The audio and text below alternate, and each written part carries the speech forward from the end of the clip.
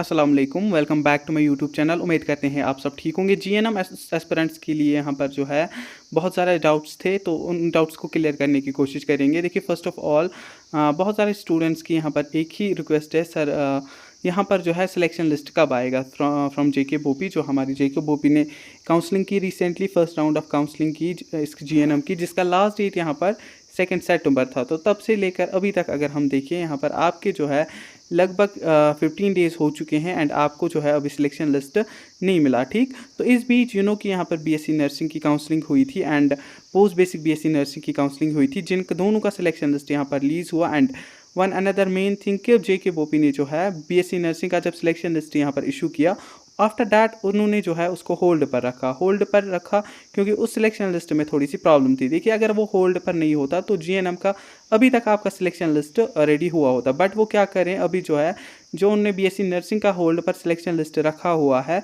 वो उसको रीचेक कर रहे हैं क्योंकि उसमें टेक्निकल एरर्स आ गए थे। तो अभी जो है जेके बोपी बीएससी नर्सिंग का लिस्ट जो है प्रिपेयर कर रही है। ठीक, तो जीएनएम का क्या एक्सपेक्टेड है कि कब तक लिस्ट आएगा। देखिए, आज मंडे है, एक्सपेक्टेड है कि मंडे या ट्यूसडे को आपका डेफिनेटली यहाँ पर जीएनएम का सिलेक्शन लिस्ट आएगा। बट अगर हम बात करें तो यहाँ पर जो है अब थोड़ा सा डिले हो सकता है क्योंकि यहाँ पर बीएससी नर्सिंग का जो यहाँ पर सीन है वो यहाँ पर क्रिएट हो गया है। तो अगर हम बात करें ट्यूसडे या वेडनेसडे तक आपका डेफिनेटली जीएनएम का रिलीज़ हो जाएगा सिलेक्शन लिस्ट। ठीक है, सिलेक्शन लिस्ट को लेकर आप बहुत ज़्यादा जो है परेशान हो गए। बट द थिंग इज़ कि देखिए, अगर सिलेक्शन लिस्ट आज ही आता है, कल आता है या विद इन 5 डेज़ भी आता है तो क्लासेस फिर भी आपकी 1 अक्टूबर से ही स्टार्ट हो जाएंगी। बट स्टिल बहुत सारे स्टूडेंट्स परेशान होते हैं कि हमारी सिलेक्शन होगी या नहीं। वन मेन थिंग कि जीएनएम का कट ऑफ इस बार उतना ज़्यादा हाई नहीं जाएगा। अगर हम लास्ट ईयर के कंपैरिजन में जाएं तो लास्ट ईयर के कंपैरिजन में बहुत ही ज़्यादा कम कट ऑफ आपको देखने को मिलेगा, चाहे वो ओपन मेरिट हो, आरबीए हो। तो ओपन मेरिट में हमने 40 to 45 प्लस मार्क्स वालों को एक्सपेक्ट किया है कि राउंड फर्स्ट में आपको गवर्नमेंट कॉलेज मिलेगा। ठीक है, एंड आरबीए में 40 प्लस को एक्सपेक्ट किया है। ओबीसी में हमने 20 प्लस को एक्सपेक्ट किया है कि आपको कॉलेज अलॉट हो जाएगा। रही बात फिर ईडब्ल्यूएस में, जिनने भी काउंसलिंग की हुई है जीएनएम की, उनको गवर्नमेंट कॉलेज अलॉट हो जाएगा।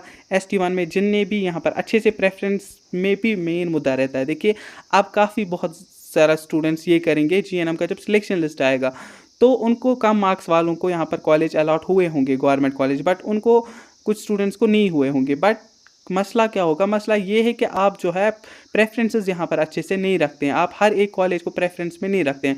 आफ्टर डैट क्या होता है कि जिस स्टूडेंट ने हर एक प्रेफरेंस रखी होती है उसको कॉलेज अलॉट हो जाता है, फिर आप बोलते हैं सर ये क्या हो गया। तो थिंग इज़ कि आपने प्रेफरेंस में सारे कॉलेजेस रखे हुए होने चाहिए। अब वो स्टूडेंट्स जिन्हें जो है कश्मीर में ही करना है वो कश्मीर के गवर्नमेंट कॉलेज रखते हैं, आफ्टर डैट प्राइवेट में रखते हैं। तो प्राइवेट जिनने भी रखा है उनको डेफिनेटली प्राइवेट में मिल जाएगा।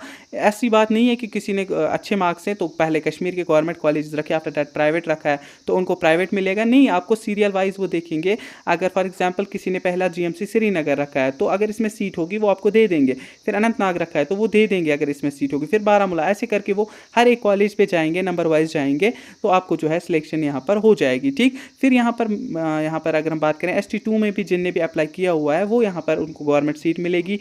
ALCIB में भी सबको गवर्नमेंट सीट मिलेगी जिनने भी अप्लाई किया हुआ है।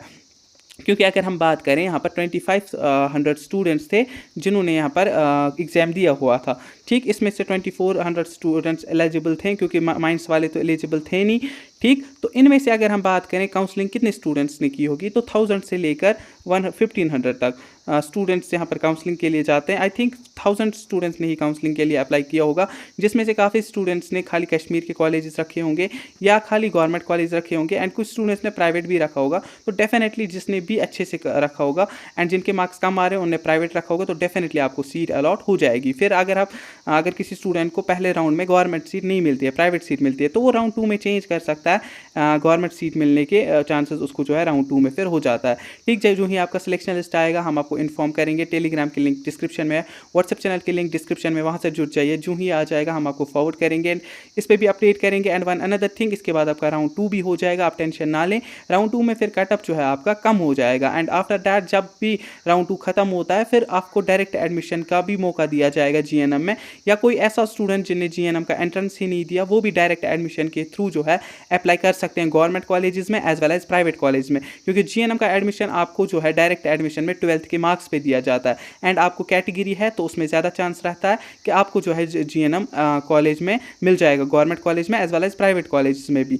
बट द थिंग इज़ कि इस बार जो है थोड़ा सा डायरेक्ट एडमिशन में ये सीन होगा, गवर्नमेंट कॉलेज की सीटें पहले ही फिलअप हो जाएंगी, 1 या 2 सीटें आपको किसी किसी कॉलेज में देखने को मिलेंगी। बाकी प्राइवेट में जिनको जीएनएम करना है वो हमसे भी कांटेक्ट कर सकते हैं, वो डायरेक्ट एडमिशन भी खुद जाके जो है कॉलेज विजिट करके करा सकते हैं। ठीक, आई होप कि इस वाले वीडियो से डाउट्स कन्फ्यूजन थोड़े क्लियर हुए होंगे। बाकी किसी का कुछ भी डाउट रहता है तो वो पूछ सकता है। मिलते हैं किसी नेक्स्ट वीडियो में, तब तक के लिए अल्लाह हाफिज़।